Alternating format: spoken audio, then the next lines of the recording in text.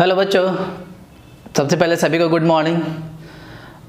आज हम चैप्टर 8 का ब्रेन टीचर को ही कंटिन्यू करेंगे। लास्ट क्लास में कहाँ तक हुआ था? क्वेश्चन नंबर 3 तक। तो आज हम क्वेश्चन नंबर 4 से स्टार्ट करेंगे, ठीक है। अब देखो क्वेश्चन नंबर 4, फिगर गिवन है मेरा, तो ये सारा फाइंड करना। क्या? Triangle P Q are and triangle S Q R क्या बोला? आइसोसेलेस है, दिख भी रहा है। ये साइड और ये साइड इक्वल है, तो ये ट्रायंगल कौन सा होगा जगह मेरा? आइसोसेलेस। सेम इस छोटे वाले ट्रायंगल में देखो ये साइड और ये साइड इक्वल है, तो ये ट्रायंगल क्या हो जाएगा मेरा? आइसोसेलेस। नहीं भी लिखता, अगर ये साइन दे देता तो क्या होता है? क्या समझते हैं हम लोग? आइसोसेलेस। तो find angle P Q are. P Q are मतलब ये पूरा एंगल का बात कर रहा है, ठीक है। And angle P R Q. P R Q मतलब ये एंगल, ठीक है। सबसे पहले क्वेश्चन नंबर 1 में देखते हैं। तो देखो अगले इसको इरेज कर रहे हैं, ठीक है, ये अंदर वाले पार्ट को। तो देखना ध्यान से, अब क्वेश्चन तुमको समझ में आ गया होगा कि कितना आसान क्वेश्चन है, ठीक है। तो देखो ये साइड और ये साइड इक्वल है, तो इस साइड के सामने वाला एंगल कौन सा है? ये वाला। इस साइड के सामने वाला एंगल कौन सा है? ये। दोनों क्या होगा? आपस में इक्वल होगा। क्यों? क्योंकि ट्रायंगल क्या आइसोसेलेस है, तो दो साइड इक्वल होगा, दो एंगल भी इक्वल होगा, तो ये दोनों एंगल इक्वल हो गया। अब हमसे पूछा गया पहले क्वेश्चन में ये दोनों एंगल का वैल्यू, तो क्या दिक्कत है? एक निकला, दूसरा उस क्या होगा? इक्वल होगा बस में, तो बस हो गया। और क्या? तो देखो क्वेश्चन नंबर 1 में क्या लिखेंगे? Since triangle P Q R is an isosceles,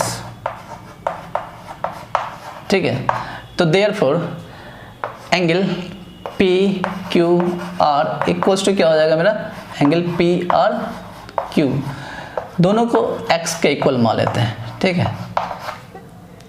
ये कैलकुलेशन को आसान करने के लिए और टाइम भी मेरा बचेगा। देखो पी क्यू आर लिखने में बहुत टाइम वेस्ट होता है, तो उससे अच्छा क्या एक बार लिखे यहाँ पे x, बस उसके बाद x को लिखते जाना है।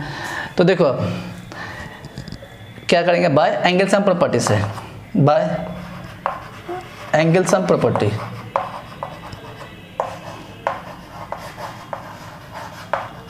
क्या हो जाएगा?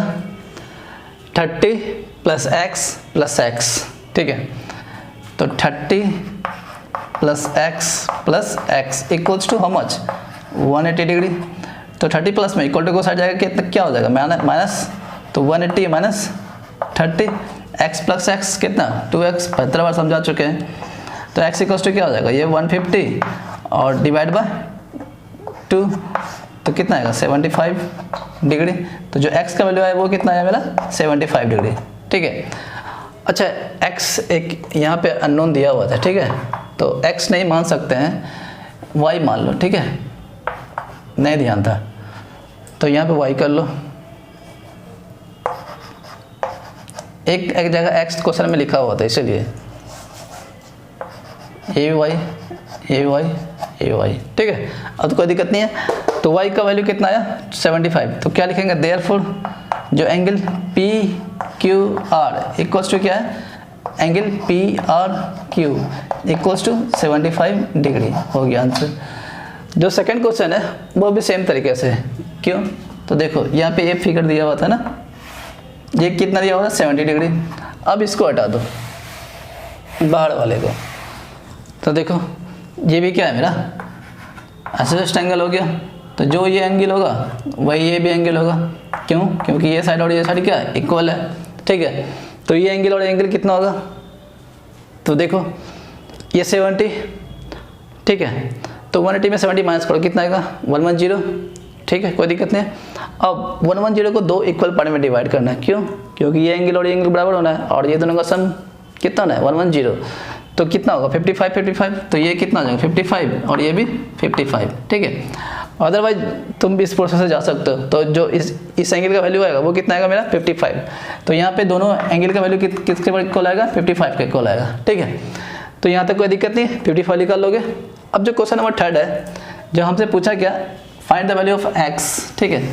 तो देखना ध्यान से, अब x का वैल्यू निकालना है। x कौन सा एंगल था? ये वाला एंगल था ना, ये था x। तो ये कैसे निकालेंगे? तो ये बताओ, ये दोनों का सम ये पूरे इसके इक्वल होगा, और ये एंगल कितना था मेरा? क्या आया था? 75। तो जो x का वैल्यू आएगा, ठीक ठीक है, मतलब दोनों को ऐड करेंगे, x प्लस 55 इक्वल्स टू क्या 75 है ना, तो 75 का इक्वल होगा। तो जो x का वैल्यू है देन x इक्वल्स टू क्या 75 minus 55 degree, that is 20, yes 20 degree. तो जो x का वैल्यू है वो कितना होगा मेरा 20 डिग्री। तो ये था मेरा क्वेश्चन नंबर 4। नेक्स्ट अब देखो क्वेश्चन नंबर 5।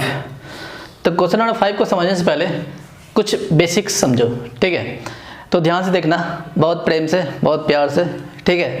तो देखो बेसिक्स क्या है, इसके पीछे का स्टोरी पहले जानो।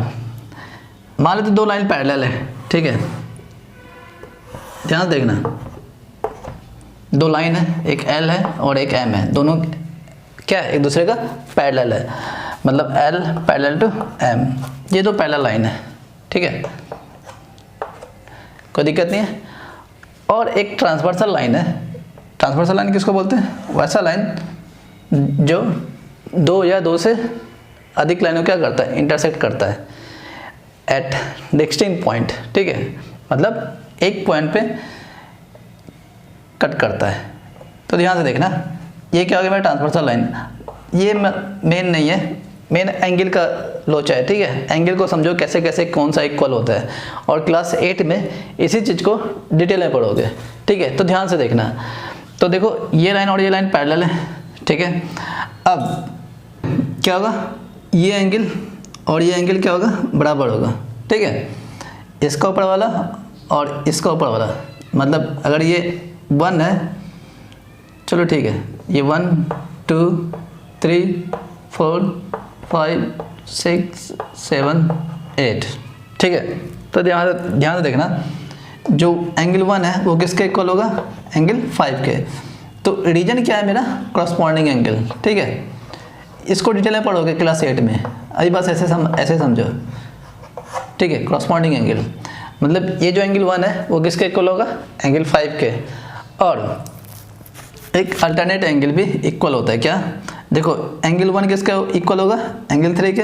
क्यों, क्योंकि देखो क्रॉस बन रहा है ना, ये एंगल इसके इक्वल, ये एंगल इसके इक्वल। तो देखो यहाँ पे ये लाइन और ये लाइन इंटरसेक्ट कर रहा है, तो ये एंगल किसके इक्वल होगा, एंगल 1 3 के भी इक्वल होगा, ठीक है।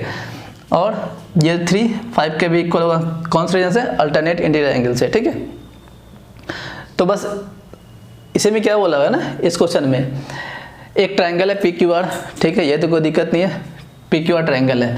इसमें क्या बोला ना PQ, जो ये साइड है PQ इक्वल है किसके, PR के, प्यार वार मत समझना, PR, ठीक है, PQ इक्वल है PR के।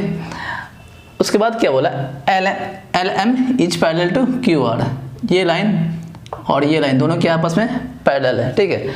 तो वही समझाना चाह रहे हैं यहाँ पे कि अगर ये दो लाइन पैरेलल हो तो ये एंगल और ये एंगल इक्वल होता है, ठीक है।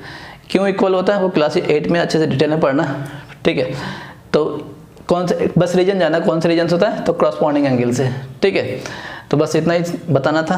अब आते हैं क्वेश्चंस पे, चलो देखो बारी बारी देखते हैं, क्वेश्चन को सॉल्व करते हैं।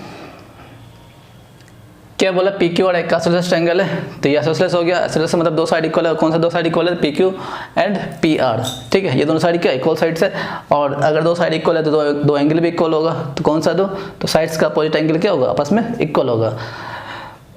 With L on PQ, L जो है PQ पर है, M कहाँ पे, PR पे है, ठीक है।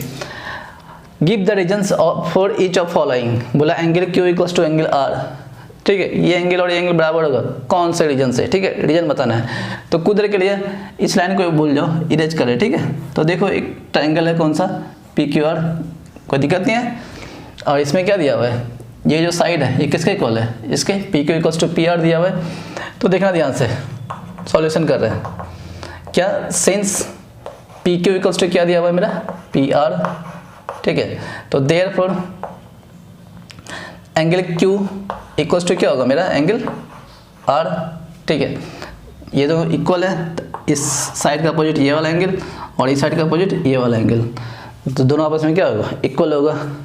तो रीजन क्या दोगे, angles opposite to equal sides are equal, तो ये रीजन हो गया क्वेश्चन नंबर 1 का, ठीक है। सेकेंड में आओ, बोला क्या, PLM, एंगल PLM, अब इसको ज्वाइन करें, देखना ध्यान से, ठीक है। ये L था और ये M था, ठीक है। बोला एंगल PLM इक्वल है किसके, एंगल क्यू के।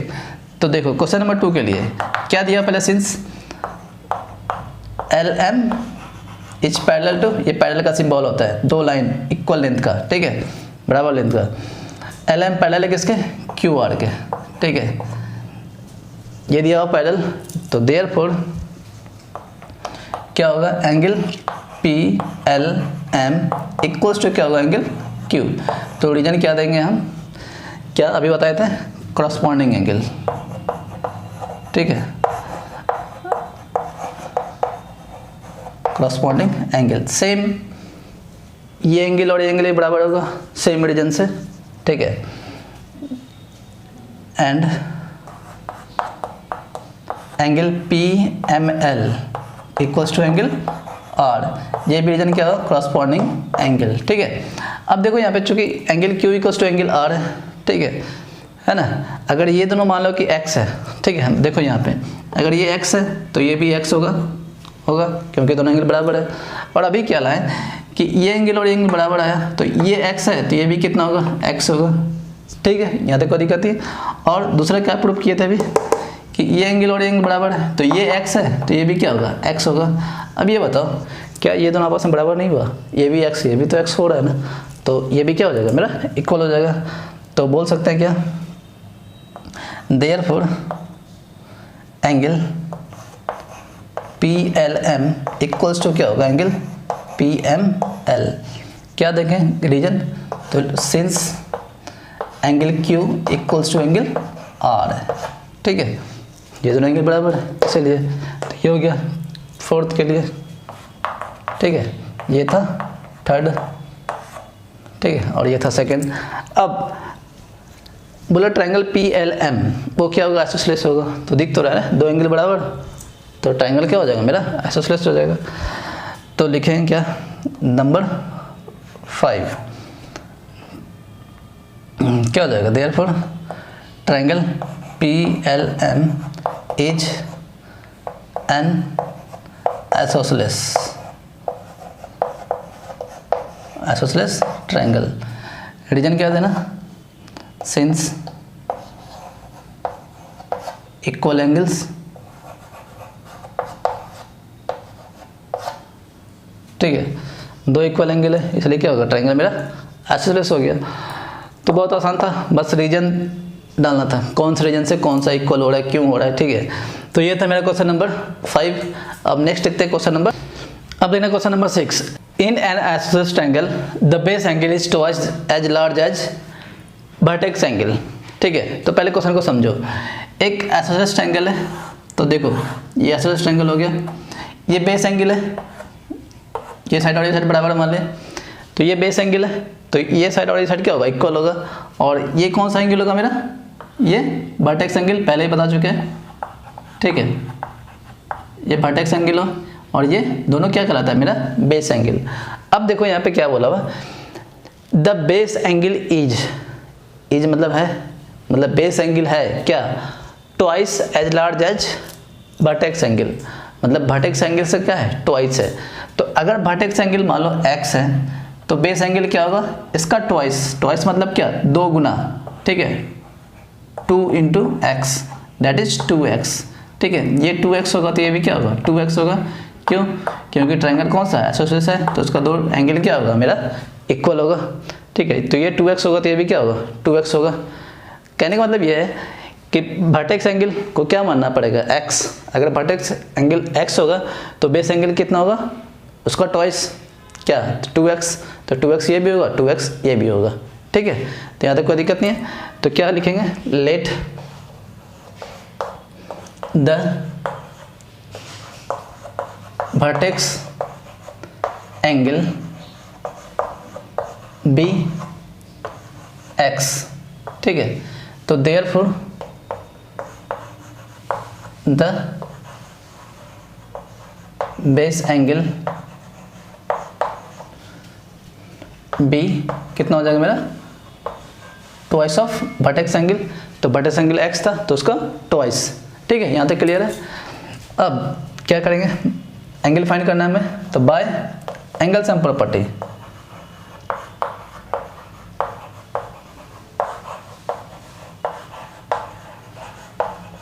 क्या हो जाएगा, तो ट्रायंगल का तीनों एंगल का सम कितना 180, तो vertex angle x, base angle 2x plus 2x, ठीक है, दोनों बेस एंगल क्या इक्वल है, तो 2x plus 2x equals to क्या 180, ठीक है। अब 2x plus 2x plus x, यहाँ पे कितना 1x, यहाँ पे 2, यहाँ पे 2, तो कितना हो जाएगा 1 प्लस 2 3, 3 प्लस 2 क्या 5, तो क्या हो जाएगा मेरा 5x, ठीक है। अब इक्वल्स टू 180, तो x इक्वल्स टू क्या आ जाएगा मेरा 180 डिवाइड बाय 5, तो डिवाइड करोगे तो कितना आएगा मेरा 36, तो x इक्वल्स टू क्या आया 36, तो therefore base angle equals to क्या 2 multiply by x that is 36 equals to 72 degree, ठीक है। तो देयरफॉर द एंगल्स आर क्या हो जाएगा 36, 72 एंड 72 डिग्री, ठीक है। तो ये हो गया, ठीक है। तो ये था मेरा क्वेश्चन नंबर 6। अब देखना क्वेश्चन नंबर 7। ये क्वेश्चन पहले भी एक्सरसाइज में करवा चुके हैं, ठीक है, क्वेश्चन रिपीट हो रहा है। तो देखना क्या है, ए पोल, देखो a pole broke at a point but did not separate, its top touches the ground at a distance of 5 metre from its base. तो ध्यान से देखो, एक पेड़ है, फिगर को ध्यान समझना, ठीक है। ये मान लो ग्राउंड है, ठीक, ये मेरा पेड़ है, ठीक है, टूटने से पहले का पेड़ है।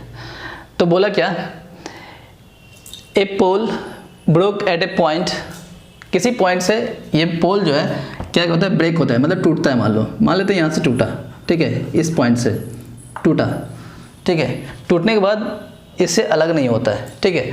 तो ये बताओ, मान लो ये यहाँ से टूटा, ठीक है, टूटने के बाद ये कहाँ ज़मीन पे गिरेगा, तो ये क्या बोलता है ना, इसका टॉप ग्राउंड को टच करता है, ठीक है। तो देखो ऐसे टूट के गिरा, ठीक है, तो ये यहाँ पे टच किया, ठीक है, क्या ये टूटने के बाद ऐसे गिरा, ये बात समझ में आ रहा ना, यहाँ से टूटा, ये पोल टूट के कहाँ गिरा, ये इसका जो टॉप था पोल का वो क्या करता है ग्राउंड को टच करता है, फिगर समझ में आ रहा है ना।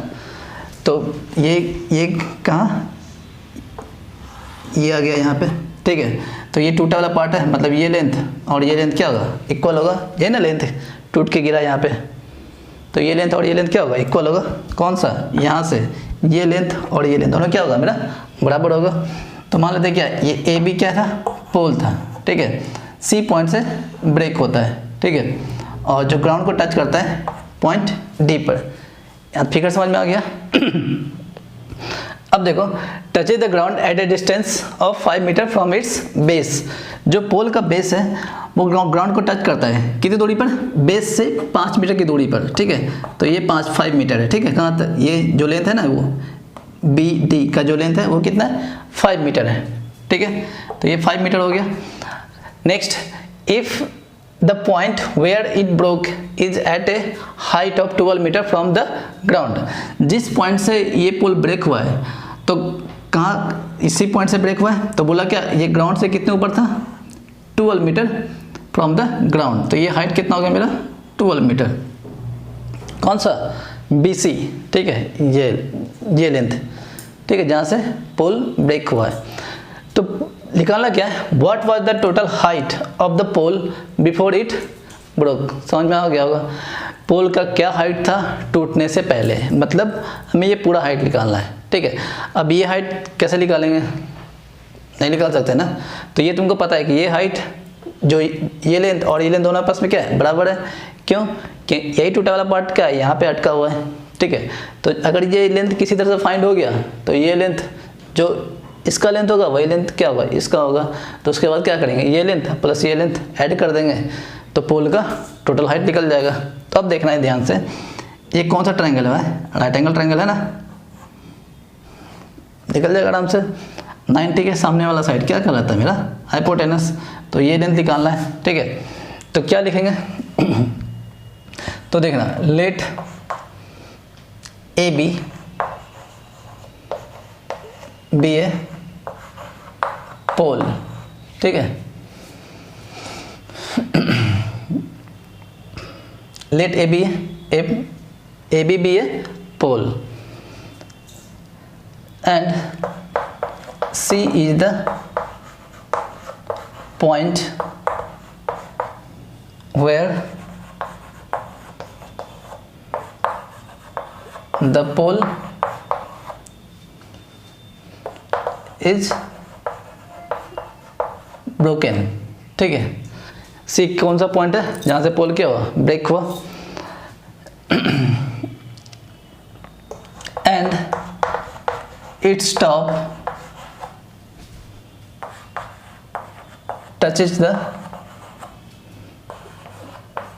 ground at point कौन सा, D at a distance of क्या 5 मीटर, ठीक है। यहाँ तो कोई दिक्कत नहीं है, ये था स्टेटमेंट। अब बी सी इक्वल्स टू क्या है, तो since B C equals to 12 metre comma B D equals to 5 metre, ठीक है। नाउ इन ट्रायंगल कौन सा, सी बी डी, ठीक है, ट्रायंगल सी बी डी में तो क्या बोलेंगे, बाय पाइथागोरस थ्योरम। ये तुम लोग खुद से भी ट्राई कर सकते थे, लेकिन आज का तो ध्यान रहता है CSK, मुंबई, IPL में सारा फोकस लगा हुआ है। बाय पाइथागोरस थ्योरम तो कभी कभी टाइम निकाल के पढ़ भी दिया करो। हाँ, मेरा कौन सा फेवरेट टीम है पता ही होगा, CSK।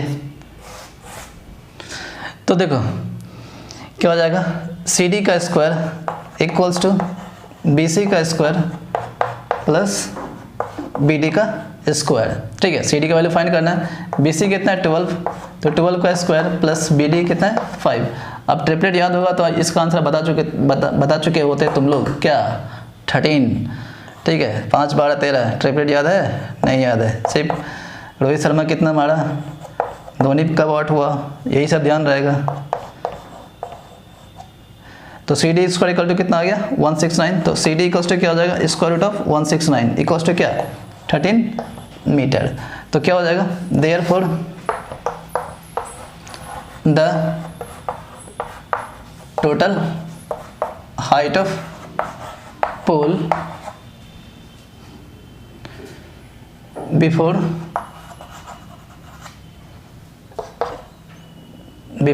It broken equals to क्या हो जाएगा, BC प्लस CD। तो BC का लेंथ 12 और ये कितना है 13, तो 25, तो 25 मीटर। तो ये हो गया क्वेश्चन नंबर 7, ठीक है। फिगर बस समझ में आना चाहिए, फिगर ड्रॉ कर लेते तो क्वेश्चन आराम से बन जाता। और ये क्वेश्चन तो ऐसे भी एक्सरसाइज में करवा चुके थे, तो कोई दिक्कत नहीं होना चाहिए था, ठीक है। तो ये था मेरा question number 7। Next question number देखना है, क्वेश्चन नंबर 8। ध्यान से देखना, बहुत ही प्यारा क्वेश्चन है। क्या बोला, ABC is right angle at C। तो ABC को राइट एंगल ट्रायंगल है, ठीक है। तो देखो ABC एक ट्रायंगल ड्रॉ कर रहे हैं, ध्यान से देखना, अच्छे से समझना क्वेश्चन को। जो मज़ा है वही तो सजा है, ठीक है। A ये C हो गया, राइट एंगल है C पे, तो C यहाँ पे देना होगा, ठीक है। और ये B, यहाँ तो कोई दिक्कत नहीं है, राइट एंगल एट C बोला तो C पे क्या किया, राइट एंगल ड्रा किए, ठीक है। अब देखो क्वेश्चन क्या बोला आगे, can you locate it's ortho centre without drawing any altitude. तो बोला तुमको इस सेंटर को क्या करना, लोकेट करना है, वो भी विदाउट ड्राइंग एनी एल्टीट्यूड्स, ठीक है।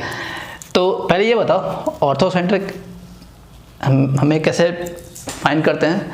तो ऑर्थो सेंटर ड्रॉ करने के लिए क्या करते हैं हम लोग, तीनों साइड पे क्या करते हैं, एल्टीट्यूड ड्रॉ करते हैं, यहाँ तक कोई दिक्कत नहीं है। तो अब देखो AC और BC दोनों खुद में क्या है, एल्टीट्यूड है, तो कोई भी दो चीज़ ड्रॉ करोगे तो उसे उसका इंटरसेक्शन पॉइंट क्या कहलाता है? जैसे एल्टीट्यूड ड्रॉ करी, दो एल्टीट्यूड ड्रॉ किए तो एल्टीट्यूड का इंटरसेक्शन पॉइंट क्या कहलाएगा मेरा? Ortho centre. तो यहाँ पे दो एल्टीट्यूड है ही, कौन? AC एंड BC, और उस दोनों का इंटरसेक्शन पॉइंट कौन सा है? C। तो C क्या होगा मेरा? ऑर्थो सेंटर होगा, ठीक है। तो क्या लिखेंगे? सिंस साइड, क्या लिख रहे हैं? Since side AC and BC are the altitude itself, ठीक है, दोनों खुद में खुद क्या है? एल्टीट्यूड है।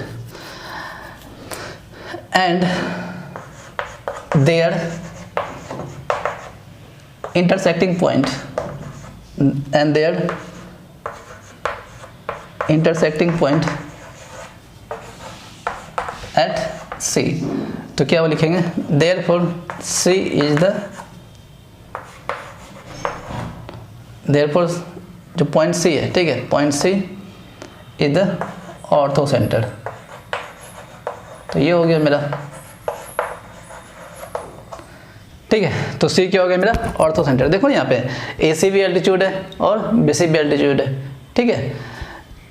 तो दोनों कहाँ पे इंटरसेक्ट कर रहा है? C पॉइंट पे। अरे थोड़ा सा एक्सटेंड कर दो ना इसको इधर और इसको इधर, कहाँ पे एक्सटेंड, कहाँ पे इंटरसेक्ट कर रहा है? C पॉइंट पे। तो C क्या होगा मेरा? ऑर्थो सेंटर कहलाएगा पॉइंट C। तो ये था मेरा क्वेश्चन नंबर 8। अब देखना क्वेश्चन नंबर 9। ये मेन ज्योमेट्री का पार्ट है, ठीक है, कंस्ट्रक्शन करना है इसमें। तो क्या बोला?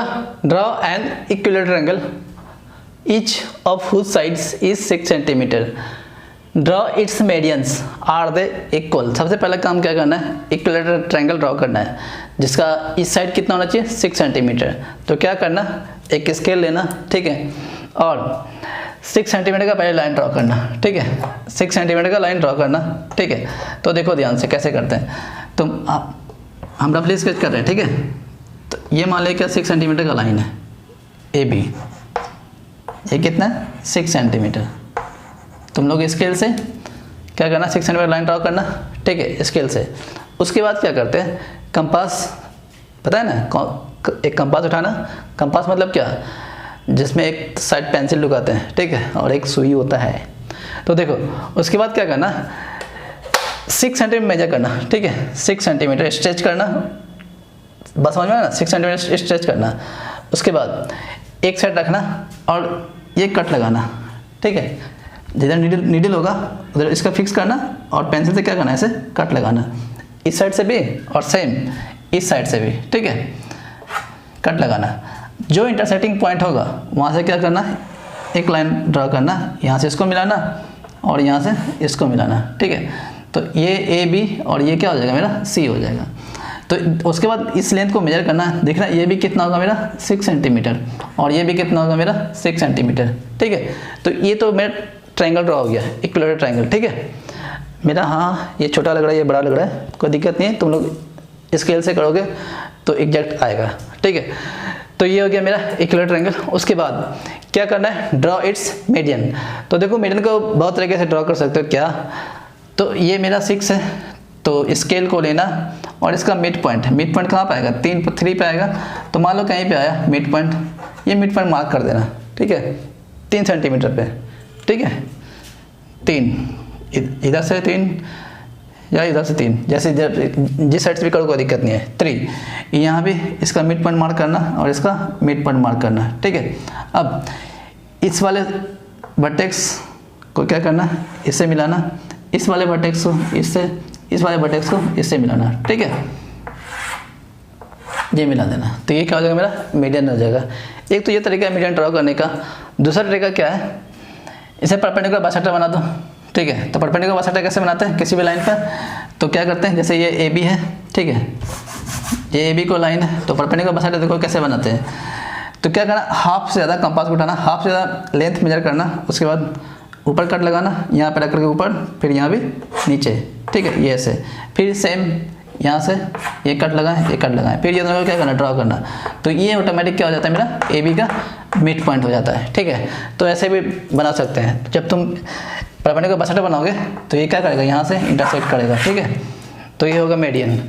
और उसके बाद तीनों मीडियन का लेंथ इक्वल, मतलब लेंथ को मेजर करना, ठीक है। तो देखना ऑटोमेटिकली इक्वल आएगा, ठीक है। क्या होगा, इक्वल आएगा, ठीक है।